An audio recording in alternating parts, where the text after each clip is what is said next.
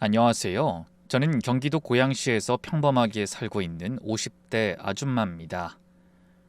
아직도 믿기지 않는 일이라서 이 얘기를 어디서부터 시작해야 할지 모르겠네요. 30년이면 정말 긴 시간이죠. 누군가와 30년을 함께 산다는 건 그 사람의 모든 걸 안다고 생각하게 만들어요. 아침에 일어나자마자 하는 습관부터 잠들기 전 버릇까지, 좋아하는 음식과 싫어하는 것, 화냈을 때 표정과 기쁠 때 웃음소리까지, 알고 싶지 않은 단점까지도 알게 되니까요. 저도 그래서 믿었어요. 남편을 누구보다 잘 안다고요. 그런데 얼마 전 은행에서 알게 된 일은 30년간 함께 살아온 남편이 낯선 사람처럼 느껴지기 시작했죠.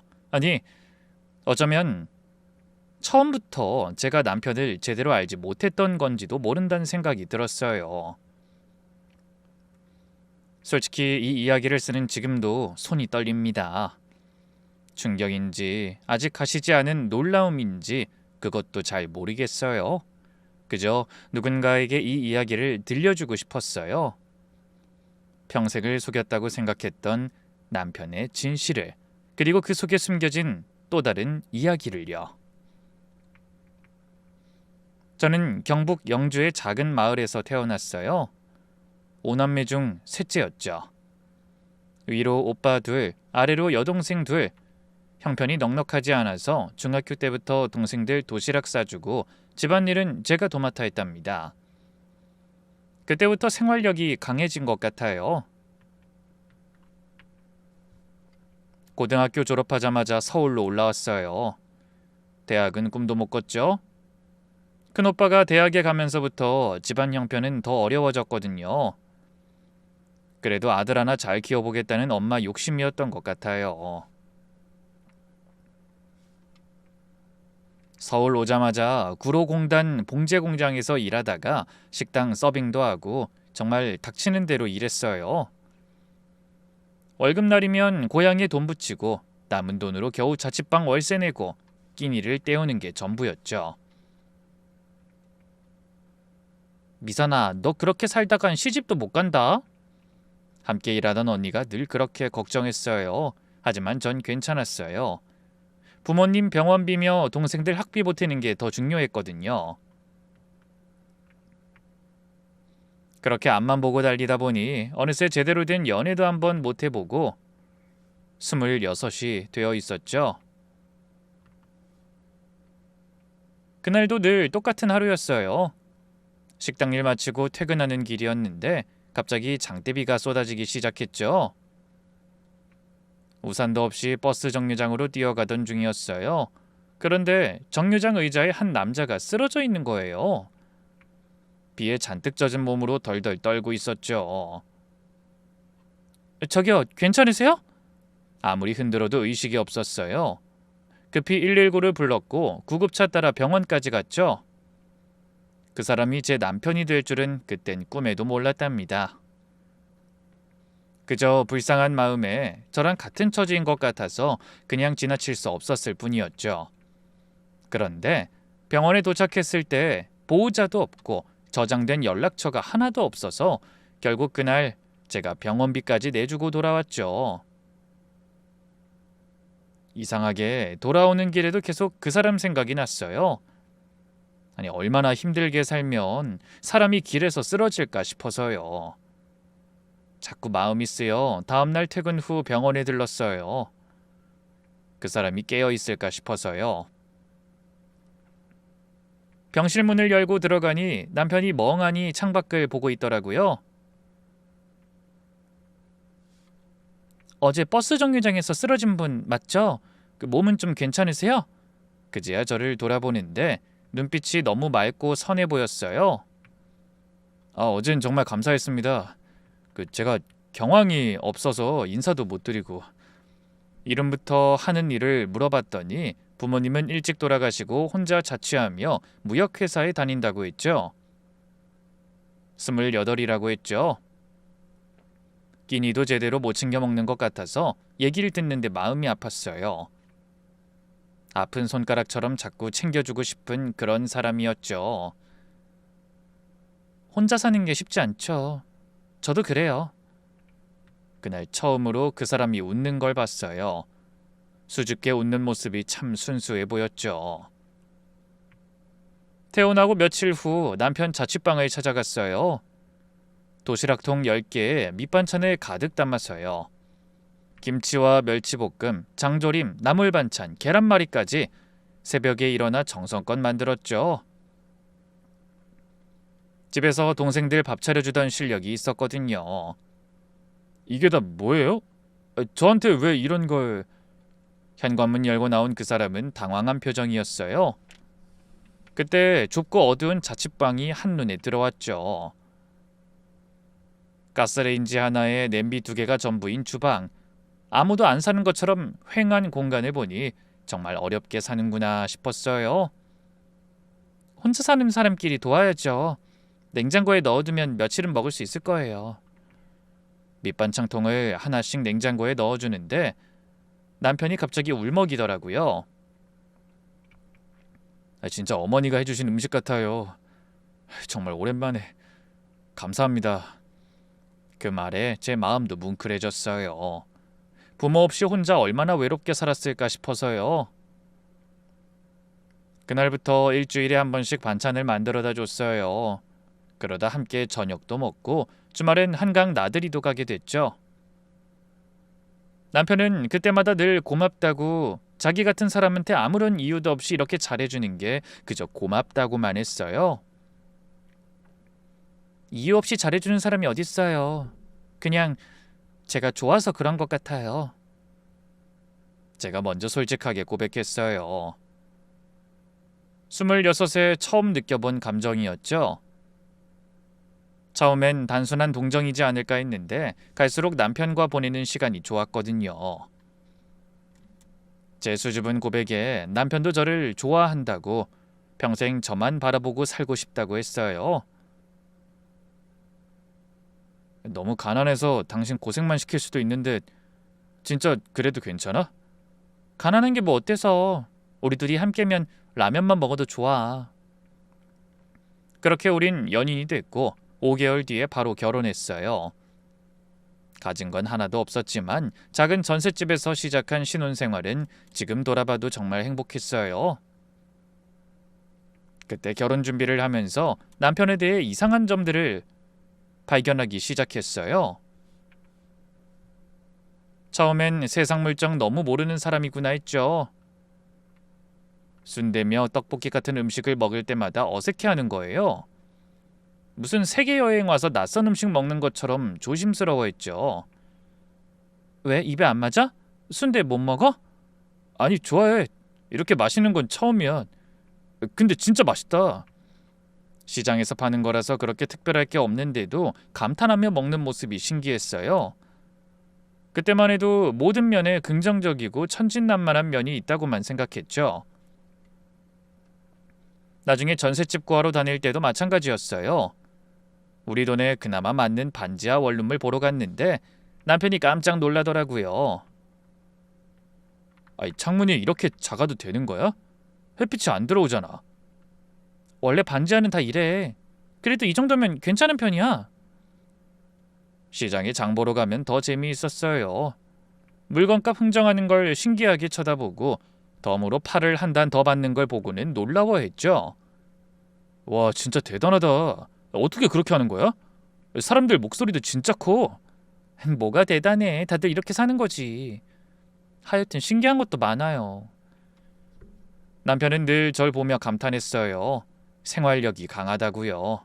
정말 멋진 여자라고요. 부족한 월급으로 한 달 살림 꾸리는 것도 신기해했고 헌옷수선해서 입는 것도 대단하다고 했죠.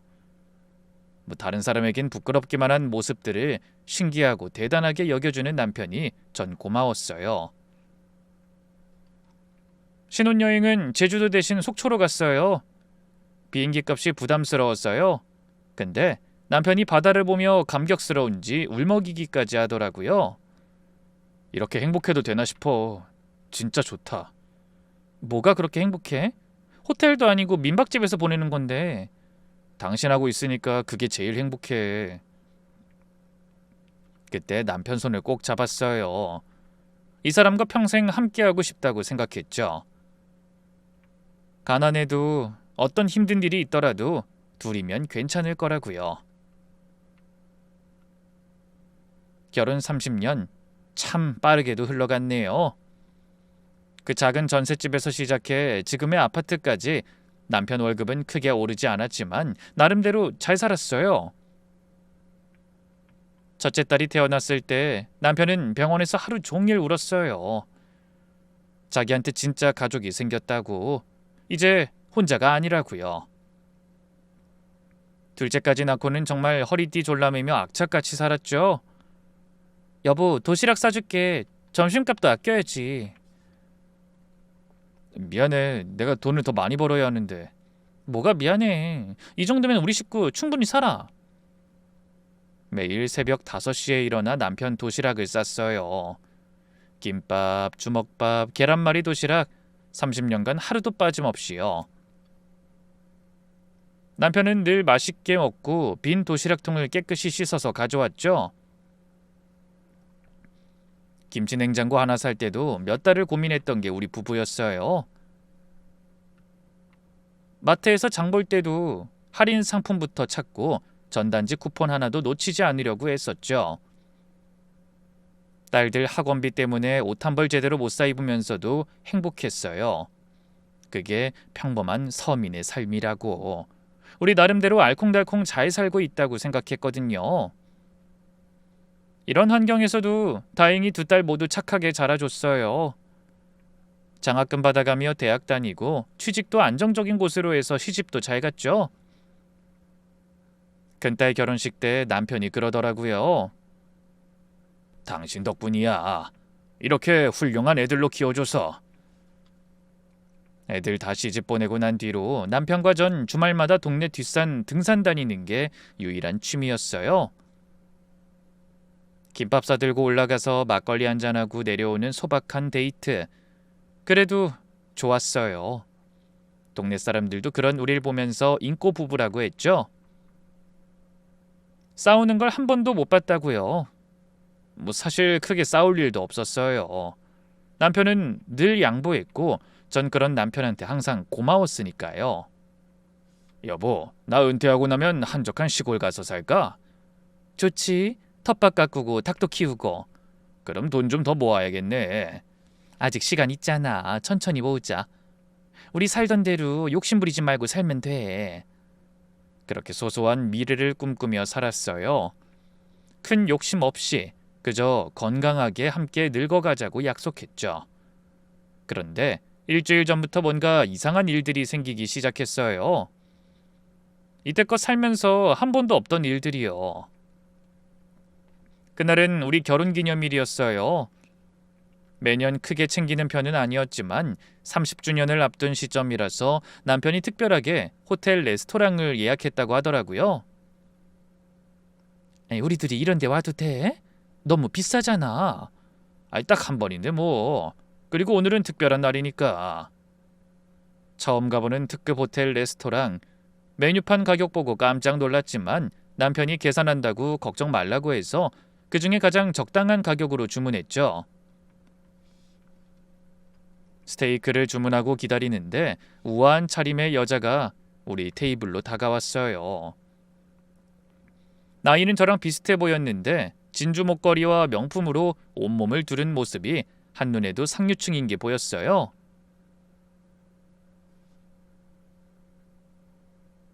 피부에서도 윤기가 나는 게 품위가 있어 보이더라고요. 처음엔 그냥 지나가는 사람인 줄 알았는데 여자가 우리 테이블 앞에서 멈춰섰어요. 남편을 뚫어지게 쳐다보더니 입이 벌어지더라고요. 상권 오빠?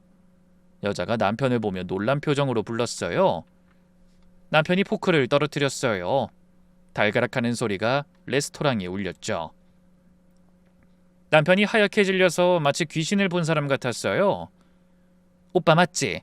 맞네. 이게 몇 년 만이야. 세상에, 이렇게 만나다니. 여자가 환하게 웃으며 한 걸음 더 다가왔어요. 향수 냄새가 진하게 풍겼죠. 남편은 의자에서 벌떡 일어나며 뒷걸음질 쳤어요. 사람 잘못 보신 것 같은데요. 뭐라고? 오빠 나야, 민희, 정민희. 설마 나 기억 못하는 거야? 여자가 반갑다는 듯이 남편 팔을 잡으려 했어요. 남편이 황급히 팔을 빼며 제 쪽으로 왔죠. 그때 남편 손이 떨리고 있는 게 보였어요. 여보, 여기 너무 비싸. 안 되겠다. 그냥 나가자. 아니, 주문도 다 했는데 갑자기... 제발 나가자. 빨리 옷 챙겨. 남편이 제 손목을 잡았어요. 너무 세게 잡아서 아플 정도였죠. 그 여자는 어리둥절한 표정으로 서 있었어요. 그러더니 다시 남편에게 말을 붙여보려고 다가왔죠. 오빠 잠깐만. 그래도 몇 년 만에 본 건데 얘기 좀. 하지만 남편은 들은 척도 안 했어요. 거의 끌다시피 해서 레스토랑을 나왔죠. 계산대 앞에 가서도 카드를 떨어뜨릴 정도로 손이 떨렸어요. 밖으로 나와서도 계속 뒤를 돌아보며 불안해했죠. 누구야? 아는 사람이야? 아니, 몰라. 사람 잘못 본 것 같아. 택시 안에서 남편은 창밖만 바라봤어요. 이마에는 식은땀이 맺혀 있었고 주먹을 꽉 쥐고 초조한 모습으로 있었죠. 절대 먼저 입을 열 것 같진 않았어요. 아까 그 여자가 당신 이름도 알던데. 이름 비슷한 사람 많아. 그냥 잘못 본 거라니까. 몇 년 만에 본다고 그러는 것 같던데 옛날에 무슨 일 있었어? 아니라니까. 아무 일도 없었어. 제발 그만 물어봐. 남편이 처음으로 제게 소리를 질렀어요. 저한테 한 번도 목소리 높인 적 없던 사람이. 그래서 확신했죠. 저 여자와 분명 말 못할 과거가 있다고. 집에 돌아온 후에도 남편은 불안해 보였어요. 거실에서 서성거리다가 핸드폰을 만지작거리다가 또 화장실에 들어갔다 나오고 뭔가를 결심한 듯 핸드폰을 들고 현관으로 나가려 하더라고요. 그날 새벽 남편 전화가 울렸어요. 안방에서 자는 척하며 들으니 남편이 거실로 나가 통화하더라고요. 다시는 이 번호로 연락하지 마세요. 이미 끝난 일이잖아요. 없는 사람처럼 살 겁니다. 목소리가 떨리고 있었어요. 도대체 누구랑 통화하는 걸까? 아까 그 여자일까? 불안한 마음에 잠을 못 잤어요. 다음 날부터 남편 행동이 이상해졌어요. 갑자기 핸드폰에 비밀번호까지 걸려 있었죠. 카톡 알림음이 울릴 때마다 화장실로 가서 확인하고 통화할 때도 제가 없는 곳에서만 했어요. 그때부터 설마 하는 생각이 들었어요. 나밖에 모르던 남편이 이 나이에 바람을 피우는 건가? 그 여자와는 무슨 관계였던 걸까? 며칠 후 아침, 남편이 평소와 다른 구두를 신고 나가는 걸 봤어요. 이탈리아제 명품 구두였죠. 제가 알기론 남편은 그런 비싼 구두를 살 형편이 안 되는데 말이죠.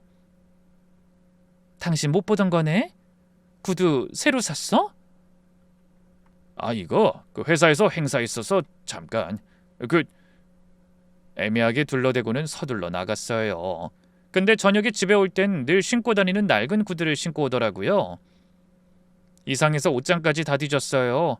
그랬더니 안쪽 깊숙한 곳에 고급 정장 2벌과 명품 시계가 숨겨져 있더라고요. 도대체 이게 다 뭐지? 불안한 마음에 통장을 확인해봤어요. 근데 더 충격적인 걸 발견했죠. 일주일 전에 5천만 원이 인출됐던 거예요. 남편 월급으로 평생 모아도 그런 돈은 없는데 어디서 났을까요? 혼자 별별 생각을 다 하다가 저녁에 남편한테 물었어요. 여보, 통장에서 큰 돈이 나갔던데? 그거 그 회사 동료 아버지 돌아가셔서 경조사비로 5천만 원이나? 여러 명 것 합쳐서 낸 거야. 나중에 돌려받을 거니까 걱정하지 마. 거짓말하는 게 분명했어요. 30년 같이 살면서 남편이 거짓말할 때 버릇을 아니까요. 눈을 제대로 못 마주치고 말끝을 흐리거든요. 그 여자한테 돈을 준 걸까? 아니면 그동안 숨겨둔 빚이 있는 걸까? 온갖 상상이 들면서 너무 괴로웠어요.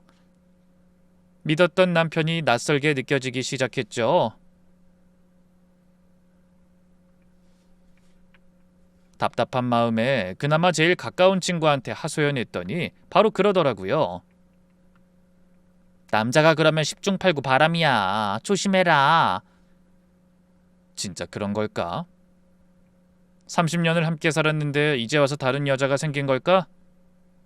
갈수록 고민이 너무 많아지니 잠도 제대로 못 자고 밥도 넘어가지 않았어요. 몇 주 사이에 살이 쭉쭉 빠지는 것 같더라고요. 그러던 어느 날 새벽 화장실 불이 켜진 걸 봤어요. 남편이 화장실에 있는 거겠지 싶어 그냥 누워 있었는데 속삭이는 듯한 목소리가 들렸어요. 아니, 이미 정리된 사이예요. 남이나 다름없다고요. 다 끝났다고요. 이 늦은 시간에 누구랑 통화를 할까 싶어 살금살금 일어나 문 앞에 귀를 대봤어요. 제발 부탁이니까 연락하지 마세요. 목소리가 차갑고 단호했어요. 평소 남편 목소리가 아니었죠. 문득 호기심이 생겼어요. 그래서 남편이 화장실에서 나온 후 거실로 가는 걸 보고 저도 화장실에 들어갔죠. 근데 세면대 뒤쪽에 핸드폰이 하나 더 있었어요. 남편이 평소 쓰는 것과는 다른 기종이었죠. 화면을 켜보려 했지만 거기에도 비밀번호가 걸려 있었어요. 다음날 남편이 출근한 후 집안을 뒤졌어요. 서재 책상 뒤 옷장 서랍 깊숙한 곳부터 신발장까지, 그리고 드디어 찾았죠. 신발 상자 안에 숨겨진 또 다른 핸드폰 충전기와 서류 봉투를. 떨리는 마음으로 봉투를 열어보니 복잡한 계약서들이 들어있었어요. 이해할 수 없는 법률 용어들과 큰 금액들이 쓰인 서류가 있었죠. 그때 불현듯 레스토랑에서 본 여자가 떠올랐어요. 혹시 그 여자가 들고 있던 명품 가방도 남편이 선물한 건 아닐까? 5천만 원도 그 여자한테 준 건 아닐까? 더는 이렇게 의심만 하고 있을 수 없었어요. 확실한 증거가 필요했죠. 무엇보다 그 여자와 무슨 관계인지부터 알아야겠다고 결심했어요. 그때 친정엄마한테 전화가 오는 바람에 일단 은행에 갈 일이 생기고 말았어요. 미선아, 엄마 무릎 수술 받아야 한다는데 그게 수술비가 꽤 든다는데 어쩌니? 엄마 걱정하지 마. 내가 돈은 어떻게든 마련할게. 아무리 남편 상황이 미심쩍어도 일단 병원 문제부터 해결하는 게 맞는 것 같았죠. 전화를 끊고 망연자실했어요. 그동안 모은 돈은 딸들 결혼 때 다 써버렸고 남편한테 말하자니 뻔히 월급을 다 아는데. 결국 제 앞으로 대출을 받기로 마음을 먹었죠. 배우자분 동의는 받으셨나요? 남편은 제가 알아서 할게요. 우선 제 걸로 얼마나 나오는지 좀 봐주세요. 신분증을 꺼내려고 지갑을 열었는데 안에 있던 가족 사진이 떨어졌어요. 직원이 사진을 주워주다가 남편 얼굴을 보고는 갑자기 표정이 변했어요. 혹시 이분이 남편분이세요? 네, 맞는데요. 직원이 누군가를 찾는 듯 일어났다 앉았죠. 컴퓨터를 두드리더니 눈이 휘둥그레졌어요. 잠시만요. 김상권 대표님이 남편분이시군요. 사모님께서 왜 대출을... 네? 대표님이요? 그게 무슨 말씀이세요? 남편분 자산이면 대출이 아니라 그냥 인출하셔도 되는데요. 대표님 명의로 하면 대출이 훨씬 더 많이 나올 수 있습니다. 제가 빠르게 확인해 드릴게요. 직원이 급히 어디론가 전화를 걸었어요. 그러더니 몇 분 뒤 지점장이 직접 나와 저를 맞이했어요. 안녕하세요, 사모님. 미리 연락을 주시지. VIP실로 모시겠습니다. 아니, 전 그냥 대출 상담만...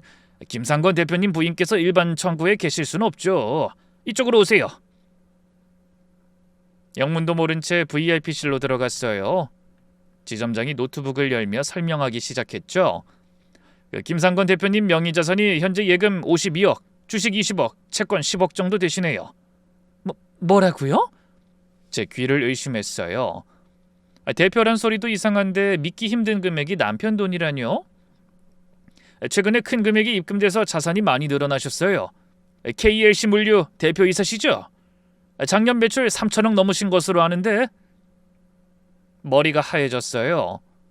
이때껏 살면서 김치 냉장고 하나 살 때도 몇 달을 고민했던 우리. 딸들 학원 하나 제대로 못 보내고 큰딸 결혼식 때도 뷔페 대신 한정식으로 했던 게 미안해서 몇 달을 울었는데 이런 돈이 남편에게 있었다뇨? 아니, 사모님 괜찮으세요? 안색이 안 좋아 보이시는데. 아, 네, 괜찮습니다.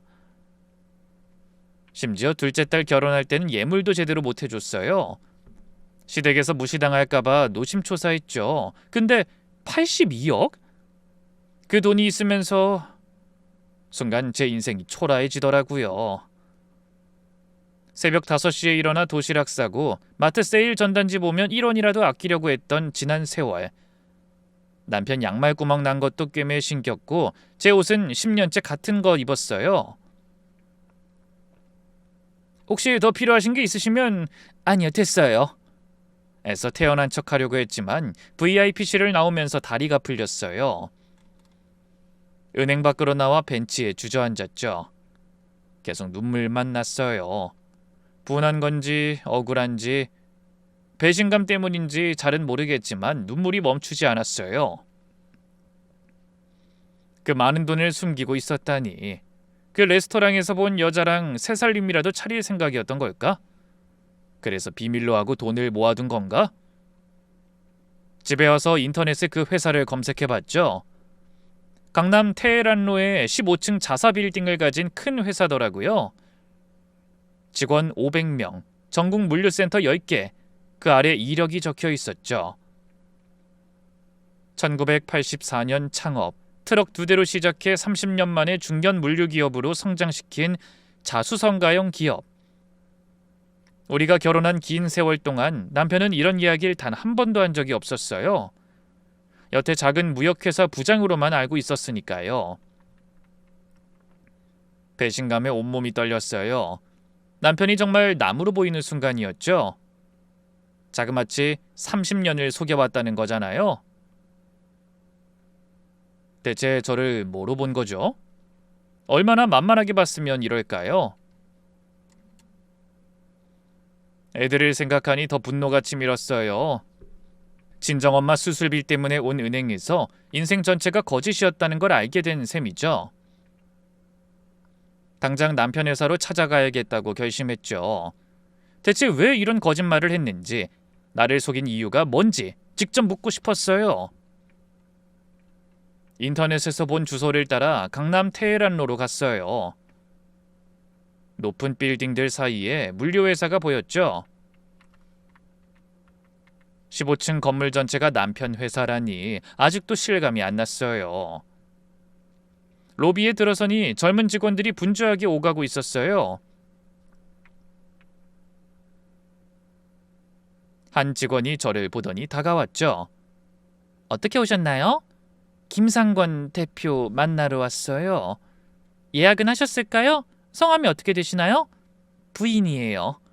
그 직원 눈이 커지더니 급히 인사했어요. 사모님이시군요. 처음 뵙겠습니다. 제가 바로 모시겠습니다. 엘리베이터를 타고 15층으로 올라갔어요. 문이 열리자 넓은 대표실이 보였죠. 비서가 노크를 하고 문을 열었어요. 저도 깊은 숨을 한번 내쉬었죠. 대표님, 사모님 오셨습니다. 남편이 놀란 표정으로 일어났어요. 그 모습이 낯설었어요. 고급 정장을 입고 대표실에 앉아있는 남편이 정말 내가 아는 사람이 맞나 싶었죠. 여보, 어떻게 여기를... 어떻게 왔냐고? 내가 어떻게 여기까지 왔을 것 같아? 비서가 조용히 나가고 우리 둘만 남았어요. 한동안 무거운 침묵이 흘렀죠. 남편 책상 위에는 서류 뭉치와 노트북이 놓여 있었어요. 벽에는 각종 표창장과 상패들, 우수 물류기업상, 고용창출 우수기업, 이 모든 게 남편이 이뤄낸 거라는 게 믿기지 않았어요. 꿈을 꾸는 것 같은 기분이었죠. 설명해, 지금 당장. 미선아, 일단 앉아. 우리 결혼하고 같이 산 게 몇 년인데 지금까지 당신은 날 속였어. 날 뭘로 본 거야? 대표식이 나는 사람이. 내가 당신 돈 갖다 쓰는 게 싫어서 그랬어? 제 목소리가 떨렸어요. 배신감과 분노, 그리고 서러움이 뒤섞여서요. 남편이 책상 서랍에서 서류철을 꺼냈어요. 그리고 제 앞에 놨죠. 실은 몇 주 전에 연락이 왔어. 아버지가 돌아가셨다고. 아버지? 당신 아버지 예전에 돌아가셨잖아. 그래, 죽은 사람이나 마찬가지였지. 나한텐. 절연하고 살았었어. 남편이 천천히 이야기를 시작했어요. 결혼 전부터 숨겨온 진실을요. 나한텐 다른 삶이 있었어. 부잣집 아들로 운 좋게 태어났으니까. 청천벽력 같은 이야기였어요. 가난한 고아인 줄 알았던 남편에게 그런 배경이 있었다니. 근데 아버진 독재자였어. 모든 걸 본인 뜻대로만 하려고 했지. 남편이 사진을 한 장 보여줬어요. 거기엔 젊은 시절 남편과 권위적으로 보이는 중년 남자가 함께 있었어요. 살면서 처음 본 시아버지 얼굴이었죠. 우리 아버지 대단했지. 자수성가한 사람이었어.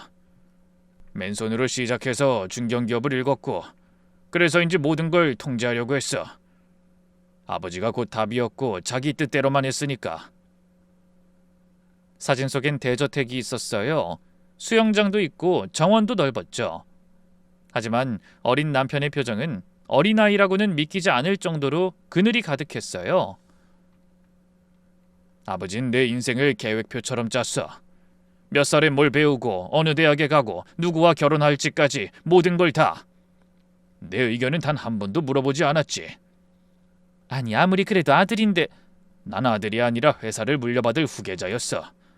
감정이 없는 로봇처럼 키우려고 했지. 울면은 약하다고 때렸고 웃으면 방정 맞다고 혼내고 친구들하고 노는 건 꿈도 못 꿨어. 난 아버지 인형이었거든. 남편이 팔을 걷어 올렸어요. 오래된 흉터가 있었죠. 그걸 보니 어린 시절에 겪었을 아픔이 저한테까지 밀려오는 것 같았어요. 우리 아버지도 정략 결혼을 했어. 엄마랑 사랑 없이 살다가 결국 이혼했지. 아버진 평생 혼자 살았어. 돈도 명예도 좋은 집도 다 얻었지만 그 안에 함께할 가족이 없었던 거야. 덩그러니 큰 집에 있는 어린 자신을 바라보더니 남편 눈에서 눈물이 흘렀어요. 난 그렇겐 살고 싶지 않았어. 따뜻한 가정이 너무 갖고 싶었으니까. 아침에 밥 먹으면서 웃고 저녁에 TV 보면서 함께 이야기하는 그런 평범한 가정 말이야. 텅 빈 집에 있는 게 너무 싫었거든. 거긴 집이 아니라 감옥이었지. 그래도 아버지한테 말이라도 해보지. 그런 게 통하는 분이 아니야. 그러다 25부터 정략 결혼 얘기가 나온 거야. 상대는 대학병원 원장 딸. 얼굴도 모르는데 결혼하래. 거부했더니 아버지가 그러더라. 넌 내 아들이기 전에 이 기업을 이어받을 후계자라고. 결혼 안 하면 아들이 아니다. 남편이 잠시 숨을 고르더니 계속 말했어요. 맞선 당일 끌려가듯이 차에 타서 가는데 갑자기 숨이 막히는 거야. 운전기사한테 차 세우라고 하고는 무작정 뛰었어. 비가 쏟아지는데도 계속 뛰었어. 어디로 가는지도 모르고. 도망치고 싶었던 것 같아. 마음도 없는 사람하고 살 자신이 없었거든. 무작정 집을 나온 거야? 그냥 도망쳤어. 맞선 자리에서 뛰쳐나왔지. 그날이... 남편이 잠시 말을 멈췄어요. 눈가가 붉어지더니 목소리가 떨렸죠. 그날이 당신을 만난 날이야. 그 버스 정류장에서 쓰러져 있던 날 구해줬잖아. 이제야 남편에게 품어왔던 의문들이 풀리는 것 같았어요. 왜 그날 남편이 그렇게 초췌한 모습으로 있었는지, 왜 아무것도 가진 게 없었는지 말이죠. 그런데 남편은 우리가 처음 만났을 때를 회상하며 옅은 미소를 지었어요. 그때 당신 처음 봤을 때 천사인 줄 알았는데 119도 불러주고 걱정돼서 병원까지 따라와서 보호자처럼 지켜봐주고 병원비도 대신 내주고. 그건 당연히 사람이 쓰러졌으니까. 다음날 병실에 또 왔잖아. 그것도 모자라 밑반찬까지 들고. 난 그때 결심했어. 결혼은 꼭 이런 사람이랑 하고 싶다고. 당신하고 살면 행복할 것 같더라. 근데 왜 부모님 돌아가셨다고 거짓말했어? 그때 다 말았지. 다 거짓말은 아니었어. 나한테 부모는 정말 없는 거나 마찬가지였으니까. 결혼하고 나서는 후회 안 했어? 우리 돈 없어서 많이 힘들었잖아. 난 매일이 꿈 같았어. 당신이 사준 도시락 먹고 함께 시장 가고 작은 전셋집에서 TV 보고. 가난했지만 행복했어. 아니, 하나도 안 힘들었어. 내 손으로 내 인생을 만드는 거잖아. 아버지 그늘 없이 내 힘으로. 무엇보다 당신이랑 함께 만드는 미래였으니까. 참, 아무리 그래도.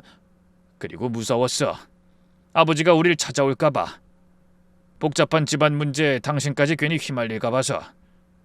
아버지는 원하는 걸 얻기 위해서라면 뭐든 하는 사람이었거든. 우리 가난하게 사는 거 이용하는 건 아닐까 두려웠던 것 같아. 모든 게 이해됐어요. 남편이 그동안 새벽마다 통화를 했던 것도, 그 여자도. 하지만 딱 하나가 더 남아 있었죠. 그럼 5천만 원은? 남편이 잠시 망설이다 말했어요. 그거 장모님 병원비야. 이 장인어른 몰래 선납했어. 제 눈에서 눈물이 흘렀어요. 배신감과 고마움, 원망과 미안함이 한데 밀려왔죠. 남편이 다른 서류를 꺼냈어요. KLC 물류 설립 서류였죠. 아버진 트럭 2대로 시작했어. 맨손으로 일군 거지. 일밖에 모르는 분이었거든. 아마 이 회사가 자식보다 더 소중했을지도 몰라. 그래서 아버지 돌아가시고 난 뒤에 어떻게든 정리를 좀 하려고 일단 오긴 왔는데 당신한테 말할 타이밍을 놓쳤어. 정말 미안해. 하지만 이것만은 알아줘. 당신하고 보낸 시간이 내 인생에서 가장 진실했다는 거. 제 눈에서도 눈물이 흘렀어요. 배신감과 분노 속에서도 남편의 진심이 느껴졌으니까요. 남편이 제 손을 잡았어요. 사는 내내 당신한테 거짓말하는 사람이 된 것 같아서 나도 편하지 않았어. 처음엔 잠깐만 숨기려고 했어. 근데 너무 행복했어. 너무 행복하니까 이 진실을 말할 용기가 더 안 나더라고. 그게 시간이 지나니까 이젠 30년이나 당신을 속인 사람이라는 생각이 들더라고. 그래서 더 말 못했어. 하지만 진짜 당신 만난 거 후회한 적 없어. 우리가 같이 보낸 세월, 그게 내 진짜 인생이야. 그때 비서가 노크했어요. 목소리가 다급한 일인 것 같았죠. 대표님, 변호사님이 추가 서류 가져오셨습니다. 변호사가 들어와 무거운 서류 봉투를 건넸어요. 아버님 유언장 원본입니다. 공증받은 것이니 법적 효력이 있습니다. 남편이 떨리는 손으로 봉투를 열었어요. 유언장이 나왔죠. 근데 다시 보니 날짜가 10년 전에 써둔 것이었어요. 10년 전에 쓰신 거네요? 네. 그때 이미 모든 재산을 상권 대표님께 상속하기로 하셨더군요. 동생분은 이미 충분히 받았다고 적혀 있습니다. 제가 놀라서 남편을 봤어요. 남편도 충격받은 표정이었죠. 변호사가 유언장을 읽기 시작했어요. 아들 상관에게, 네가 이 편지를 읽을 때면 난 이미 세상에 없겠지. 네가 결혼했다는 소식을 들었다. 사진 속 네 표정을 보니 한 번도 본 적 없는 행복한 얼굴이더구나. 돈이 없어도 행복해 보였다. 내가 평생 갖지 못한 걸 넌 가졌더구나. 변호사가 다른 서류를 꺼냈어요. 이건 부동산 목록입니다. 강남 빌딩 한 채, 판교 오피스텔 세 채, 현금 자산까지 합치면 130억이 넘습니다. 모두 상권 대표님과 부인 공동 명의로 되어 있습니다. 제가 놀라서 물었어요. 얼굴도 본 적 없는 시아버지인데. 공동 명의요? 네. 그 아버님이 특별히 지정하셨습니다. 감사하다는 말씀도 남기셨고요. 그때 밖에 있던 비서가 들어와서 손님이 찾아왔다는 걸 알렸죠. 대표님, 정민희 씨가 찾아오셨는데요. 잠깐만 보고 가겠다고 하시는데 어떻게 할까요? 호텔 레스토랑에서 봤던 그 여자인지 남편이 당황했죠. 제가 먼저 말했어요. 들어오시라고 해요. 들을 얘기가 있을 것 같네요. 잠시 후 그 여자가 들어왔어요. 예전처럼 화려한 차림이 아니라 수수한 검은 옷이었죠. 안녕하세요, 사모님. 그땐 정말 죄송했어요. 갑작스럽게 나타나서. 아닙니다. 앉으세요. 어디서부터 말씀드려야 할지. 전 대학병원 의사예요. 아버님이 제 환자셨죠. 아버지가 아프셨어요? 남편이 놀라서 물었어요. 네, 심장병이셨어요. 10년 전 첫 수술하고 작년에 두 번째 수술하셨죠. 그때마다 오빠 이름만 부르셨어요. 여자가 가방에서 두꺼운 사진첩을 꺼내 들었어요. 30년 전 오빠가 집을 나간 뒤에도 전 계속 그 집을 드나들었거든요. 처음엔 정략 결혼 상대로 만났다가 나중엔 주치의가 됐지만요. 사진첩을 열자 우리 가족 사진이 가득했어요. 딸들 돌잔치, 졸업식, 입학식, 결혼식, 심지어 우리가 동네 마트에서 장 보는 사진까지 다 아버님이 모아두신 거예요. 오빠 가족 사진들 매주 비서들이 사진을 가져왔어요. 2명이 교대로 여러분을 따라다녔죠. 아버님이 이 사진들을 병실 서랍에 넣어두고 매일 보셨어요. 그게 유일한 낙이었거든요. 사진들을 한 장 한 장 넘기는데 가슴이 먹먹해졌어요. 특히 이 사진을 제일 좋아하셨어요. 남편이 트럭 앞에서 땀 흘리며 짐을 나르는 사진이었어요. 내 아들이 성실하게 일하는구나 그러면서 참 많이 우셨어요. 겉으로는 강해 보여도 자식 앞에 강한 부모는 없는 법이잖아요. 수술 전날이면 밤마다 같은 말씀을 하셨어요. 이번 수술에서 못 깨어나면 상권이한테 꼭 전해달라고요. 단 한 번도 안아주지 못한 못난 아빠를 용서해달라고. 직접 말은 못하고 꼭 전해달라고 그러셨어요. 남편이 고개를 숙이고 울기 시작했어요. 그리고 죽기 전에 한 번은 며느리가 보고 싶다고요. 새벽마다 도시락 싸주는 것도 다 알고 계셨거든요. 그게 얼마나 대단한 사랑인지 아냐. 본인은 평생 그런 사랑을 못 받아봤다면서 부러워하셨어요. 이번엔 제 눈에서 눈물이 흘렀어요. 조금 추스르고 난 뒤에 여자가 절 보더니 조심스럽게 물었어요. 혹시 아버님 집 근처에서 본 적 없으세요? 순간 번개처럼 스치는 기억이 있었어요. 출산 후 집에 왔을 때 일이었죠. 그러고 보니 큰애 낳았을 때 산후조리원에서 집에 온 날이었어요. 현관 앞에 비싼 과일 상자란 고급 산모 속옷 세트가 놓여 있었거든요. 근데 카드도 없고 그냥 축하합니다라고만 적힌 쪽지가 있었어요. 여자가 고개를 끄덕였어요. 맞아요. 그거 아버님이셨어요. 제가 같이 갔거든요. 문 앞까지 갔는데 결국 못 가보고 1시간을 망설이다가 결국 선물만 놓고 오셨죠. 손녀 안아보고 싶으셨을 텐데. 그럼 둘째 때도, 네, 둘째 때도요.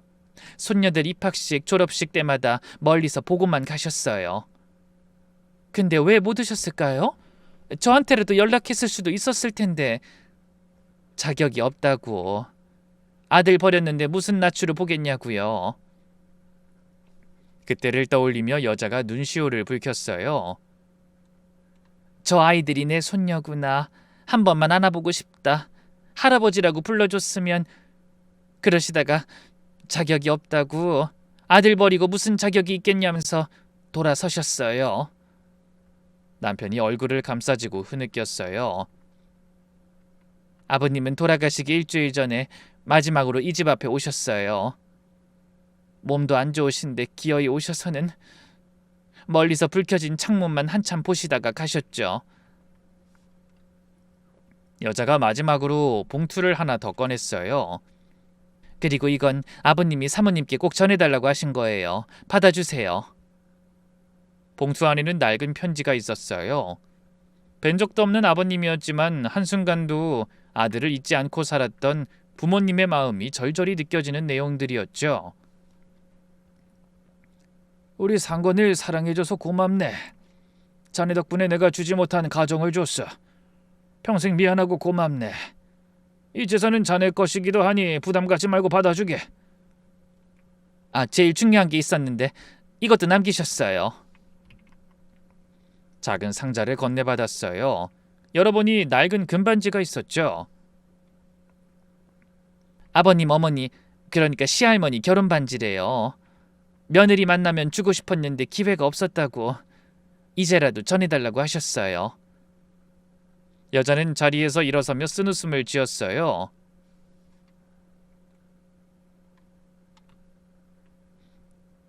솔직히 말하면 가끔 생각했어요. 오빠가 나랑 결혼했으면 어땠을까 하고. 남편이 당황한 표정으로 제 눈치를 살피며 그녀를 봤어요. 하지만 이제 알겠어요. 오빠가 정말 좋은 결정을 했다는 걸요. 사모님을 보면 볼수록 그런 생각이 들어요. 오빠한텐 사모님 같은 사람이 필요했구나. 돈이 아니라 사랑을 줄 수 있는 사람. 명품이 아니라 도시락을 싸줄 수 있는 사람. 여자가 명함을 건넸어요. 다시 볼 일이 있을지 모르겠지만 혹시 병원 올 일 있으면 언제든 연락 주세요. 그래도 아버님 주치의였던 인연도 있고 이젠 진짜 가족처럼 느껴져서요. 고마워요, 정말로. 아니에요, 제가 더 감사하죠. 두 분 정말 보기 좋으세요. 앞으로도 행복하세요. 문을 나서며 마지막으로 그 말을 남기고 갔어요. 저는 한참을 아무 말 없이 앉아 있었어요. 내가 이런 걸 받을 자격이 있는 걸까 하는 생각 때문에 머릿속이 복잡해지더라고요. 저는 아버님 존재조차 모르고 살았으니까요. 남편이 그런 제 마음을 읽었는지 제 손을 잡으며 말했어요. 아버지 말이 맞아. 당신이 나한테 준 게 더 많아. 돈으로 살 수 없는 것들. 아침마다 싸준 도시락. 아플 때 밤새 간호해준 것. 항상 응원해주고 실패해도 믿어준 것. 그게 수천억보다 더 가치 있는 거잖아. 그때 변호사가 급히 들어왔어요. 표정이 심상치 않았죠. 대표님, 큰일 났습니다. 지금 동생분이... 상진이가 왜요? 김상진 씨가 회사 자금을 횡령한 후 해외로 도주했습니다. 남편이 벌떡 일어났어요. 뭐라고요? 말도 안 돼요. 회장님 입원하면서 6개월간 김상진 씨가 부사장으로 있으면서 300억을 빼돌렸어요. 그리고 어제 출국한 것으로 확인됐습니다. 제가 놀라서 물었어요. 아버지 회사에 있었어요? 근데 왜 경영은 안 맡고? 변호사가 설명했어요. 네, 그 아버님이 대표님은 못 찾고 상진 씨만 연락이 돼서 일단 회사에 들였다고 합니다. 하지만 방만한 경영에 회사 자금으로 도박, 여자 문제... 그 아버님이 살아계실 때도 여러 번 경고하셨다고 하는데 결국은 이렇게 됐네요. 남편이 주먹을 쥐었어요. 그 자식, 아버지 살아계실 때도 그랬단 말이야? 네, 그 아버님이 상진 씨 때문에 스트레스를 많이 받으셨다고 합니다. 심장벽이 악화된 이유도 그것 때문이라는 말이 있어요. 절대 작은 아드님께는 회사 경영을 맡기면 안 된다고 그렇게 당부하셨는데 주인이 빈틈을 노렸네요. 변호사가 또 다른 서류를 꺼냈어요. 더 큰 문제는 상진 씨가 회사 지분 30%를 갖고 있다는 겁니다. 해외에서 이 지분을 팔려고 하는데 만약 경쟁사에 넘어가게 될 경우엔 회사가 위험하겠네요. 네, 직원들 목숨이 달려 있습니다. 남편이 한숨을 쉬었어요. 그 자식, 그 어릴 때부터 그랬어. 앞에선 아버지 말 잘 듣는 척하면서 뒤로 딴짓만 했지. 그래도 이젠 정신 차리고 사는 줄 알았더니 다른 사람도 아니고 어떻게... 대표님, 이제 어떻게 하시겠습니까? 결정을 하셔야 할 때입니다. 남편이 잠시 생각하더니 말했어요. 일단 회사부터 살려야죠. 열심히 일한 직원들은 죄가 없으니까. 하지만 대표님이 회사를 맡으실지부터... 그때 제가 끼어들었어요. 맡아야죠, 당연히. 여보, 동생이 망쳐놓은 회사 당신이 살려야지. 누가 살려? 아버지도 그래서 당신한테 모든 걸 남기신 거야. 언젠가 당신이 맡아줄 걸 아셨던 거지. 남편이 망설였어요. 하지만 난 경영 방식도 모르고 회사 사정도 모르는데. 제가 정신 차리라는 듯 큰 소리로 소리쳤어요. 김상권! 제가 남편 이름을 불렀어요. 살면서 처음으로 그렇게 화난 목소리로 남편을 불러봤죠. 당신 맨몸으로 집 나와서 여기까지 왔어. 그게 깜냥이 없는 사람이 하는 일이야? 아버님이 유언장에 뭐라고 쓰셨는지 기억 안 나? 당신이 도움 없이도 성공했다고. 그건 아버님도 당신을 인정하신 거야. 당신이 충분히 능력 있다는 걸. 하지만 남편은 제 설득에도 불구하고 계속 고개를 저었어요. 하지만 아버지 회사는 너무 커. 거래처도 복잡하고 정치권 로비도 있고. 그래서 더 당신이 나서야 한다고. 깨끗하게 경영할 사람이 필요한 거야. 제가 남편 어깨를 잡았어요. 여보, 아버지가 왜 당신한테 모든 걸 남겼을까? 그건 당신을 믿기 때문이야. 아버님이 자식만큼이나 아끼는 회사라며 그걸 능력도 없는 사람에게 아들이라고 맡기셨을까? 절대 그런 분 아니잖아. 변호사가 거들었어요. 네, 실제로 그런 내용이 있습니다. 회사를 깨끗하게 이끌 유일한 사람이라고요. 남편이 흔들리기 시작했어요. 그래도 난 아버지를 용서할 준비가 안 됐어. 근데 어떻게 아버지를 이어서... 당장 용서하라는 게 아니야. 당신이 해나가면서 하나씩 이해하자는 거지.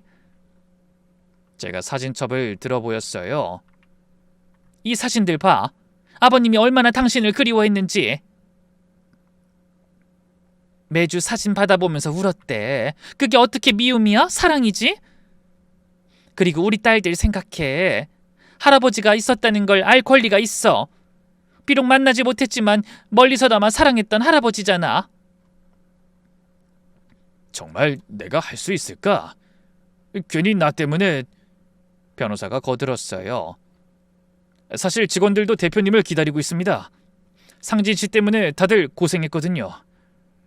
직원들이 저를요? 네, 회장님이 항상 말씀하셨대요. 언젠가 대표님이 맡아주실 거라고도 하셨고요. 그때 5명의 중년 남자들이 들어왔어요. 그중 1명이 앞으로 나섰죠. 저희는 20년 가까이 회장님 밑에서 일한 사람들입니다. 대표님께 꼭 드릴 말씀이 있어서 이렇게 왔습니다. 회장님은 항상 말씀하셨습니다. 우리 상권이가 이 회사를 물려받을 거다. 그때까지 잘 지켜야 한다고요. 다른 사람이 덧붙였어요. 상권 대표님 부탁드립니다. 부사장 때문에 회사가 거덜날 지경입니다. 제발 오셔서 회사 좀 살려주세요. 직원들이 다 길거리에 나앉게 생겼습니다. 남편이 그 직원을 일으켜 세웠어요. 일어나세요. 제가 어떻게든 아버지 회사 지키겠습니다.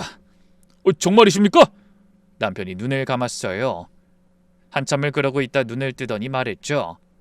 동생이 망쳐놓은 것 제가 책임지겠습니다. 아버지 이름 먹칠한 것도 제가 닦겠습니다. 그러니까 여러분도 절 많이 도와주세요. 제가 뭐든 파악할 수 있도록요. 직원들이 깊이 인사했어요. 나이가 가장 많아 보이는 한 분이 이 말을 했죠.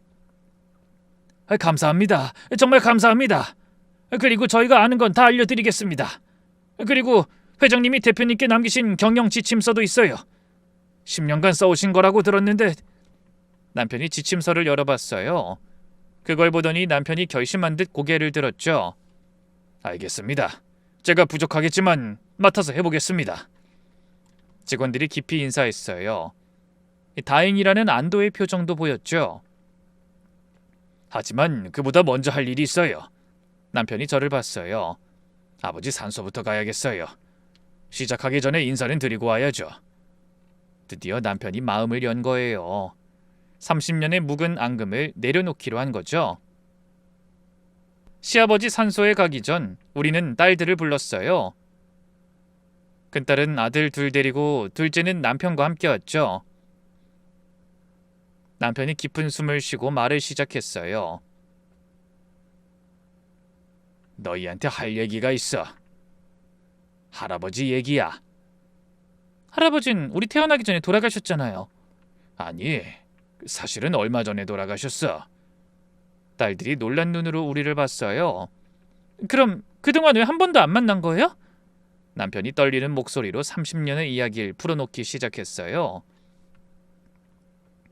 재벌 아들로 태어난 것부터 정략 결혼을 거부하고 도망친 것, 저와 결혼하면서 가난하게 산 것, 그리고 아버지가 30년간 멀리서 지켜본 것까지 모든 얘기를 듣고 난 큰딸이 울기 시작했어요. 그럼 할아버지가 계속 우리를 보고 계셨단 거예요? 그래. 너희 돌잔치, 입학식, 졸업식, 결혼식 다 멀리서 보셨대. 제가 사진첩을 꺼냈어요. 시아버지가 죽기 전까지 매일 펼쳐본 우리 가족 사진들. 이것도 다 할아버지가 모으신 거야. 너희 사진이 제일 많아. 너희 이름으로 적금도 부으셨어. 각각 10억씩. 네? 10억이요? 그래. 손녀들 결혼할 때 주고 싶으셨대. 직접 못 주시게 됐지만. 남편이 눈물을 닦으며 말했어요. 내일 할아버지 산소에 가려고 하는데 너희도 같이 갈래? 당연하죠. 딸들이 한 목소리로 말했어요. 산소에 도착해 깨끗하게 관리된 묘지 앞에서 남편이 먼저 무릎을 꿇었죠. 아버지, 왔습니다. 아버지 큰아들 상권이가. 남편이 말을 잇지 못하고 흐느꼈어요. 평생 참았던 눈물이 터져 나온 것 같았죠. 죄송해요, 아버지. 너무 늦게 왔어요. 못난 아들이 아버지 원망만 하고 살았어요. 제가 남편 어깨를 잡았어요. 아버님, 전 며느리 미선이에요. 이제야 인사드려요. 제 손짓에 딸들도 앞으로 나왔어요. 할아버지, 항상 저희 지켜봐 주셔서 감사해요. 저희도 앞으로 자주 찾아올게요. 아이들이 깍듯이 절을 했어요. 그 순간 바람이 불었어요. 마치 시아버지가 쓰다듬어 주시는 것처럼 따뜻한 바람이었죠. 남편이 다시 말을 이었어요. 아버지, 이제야 알았어요. 저를 많이 사랑하셨다는 걸. 서툴러서 표현을 못하셨을 뿐이라는 걸. 저도 마찬가지였어요. 거짓말하면서 살았죠.